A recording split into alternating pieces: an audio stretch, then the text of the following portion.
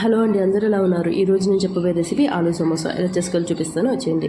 ముందుగా కొన్ని బంగాళదుంపలను స్టవ్ మీద పెట్టుకొని బాగా ఉడికించుకోవాలి. అవి బాగా ఉడికిన తర్వాత తొక్క తీసేసి వాటిని మ్యాషర్తో ఇలా మెదుపుకొని పక్కన పెట్టేయండి. ఈలోగా స్టవ్ మీద కడాయి వేసుకుని ఆయిల్ వేసి ఆయిల్ హీట్ అయిన తర్వాత ఆనియన్ ముక్కలు, పచ్చిమిర్చి వేసి బాగా ఫ్రై చేసుకోవాలి. ఫ్రై అయిన తర్వాత పక్కన పెట్టుకున్న బంగాళదుంపలను కూడా వేసి, మీ దగ్గర ఉంటే గ్రీన్ పీస్ వేసుకోండి, లేదు అంటే బఠానీ ఉడకబెట్టుకొని వేసుకొని వాటిని బాగా కలుపుకోవాలి.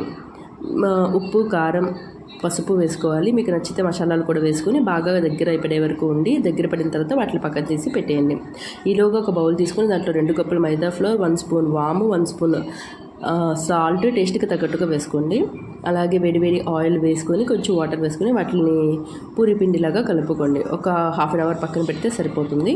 అవి ఇలా చపాతీలా చేసుకొని వాటిని మధ్యలో కట్ చేసి ఇలా కోన్ లాగా సైడ్స్ వాటర్ అంటించండి. మధ్యలో బంగాళదుంపలు స్టఫ్ చేసి ఫ్రై చేసి తీసేస్తే సరే. మా వీడియో మీకు నచ్చితే సబ్స్క్రైబ్ చేసుకోండి. అలాగే